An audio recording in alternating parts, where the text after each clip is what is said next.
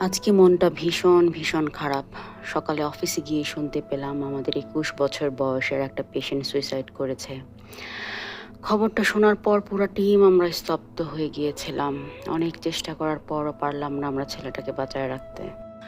ও আমাদের টিমের সাথে যুক্ত ছিল প্রায় ৬ মাস যাবৎ। ওর মেইন সমস্যা ছিল ও গত ৭-৮ মাস যাবৎ সিভিয়ার ডিপ্রেশনে ভুগছিল এবং ওর বাবা-মার সাথে ওর সম্পর্ক খুবই খারাপ যাচ্ছিল। ও ওর বাবা-মার সাথে কোনোভাবে আর একসাথে থাকতে চাচ্ছিল না। কিন্তু ও যেহেতু অটিস্টিক ছিল, যে কারণে ওর বাবা-মা ওকে একা ছাড়তে রাজি হচ্ছিল না।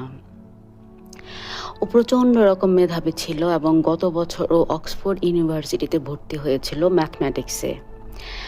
কিন্তু ইউনিভার্সিটিতে যাওয়ার পর ও খুবই একা হয়ে গিয়েছিল, কারণ ও কারোর সাথে মিশতে পারছিল না। তাই ও সেখানে আর কন্টিনিউ করতে চায়নি। কিন্তু ওর বাবা-মা ওর কোনো কথা শুনতে চায়নি। ওরা ওকে প্রেশার দিচ্ছিল, যে করে হোক ওকে পড়াশোনা শেষ করতে হবে। ওর যেহেতু কমিউনিকেশনের প্রবলেম ছিল, সে কারণে ওর কোনো বন্ধু ছিল না এবং সারাক্ষণ ও নিজের জগৎ নিয়ে থাকতো। ও আমাকে একদিন বলেছিল যে ও ওয়ার্ল্ড ট্যুর করতে চায় এবং এই সুন্দর পৃথিবীটাও ঘুরে দেখতে চায়। কিন্তু সব শেষ। গতকাল ও ওর বাবা-মার সাথে ঝগড়া করে ২২ তলা বিল্ডিং থেকে লাফ দিয়ে সুইসাইড করে। কখনো যদি সময় পাই তাহলে আমি ওর গল্পটা ডিটেলস শোনাবো।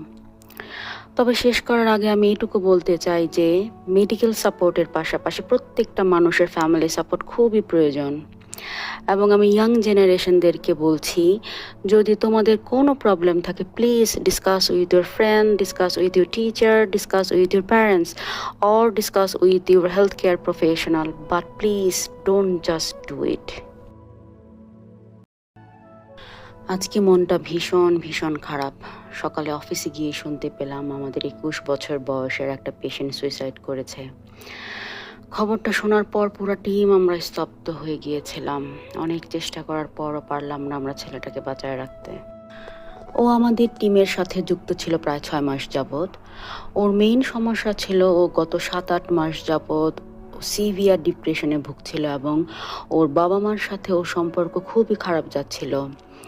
ও ওর বাবা-মার সাথে কোনোভাবে আর একসাথে থাকতে চাচ্ছিল না। কিন্তু ও যেহেতু অটিস্টিক ছিল, যে কারণে ওর বাবা-মা ওকে একা ছাড়তে রাজি হচ্ছিল না।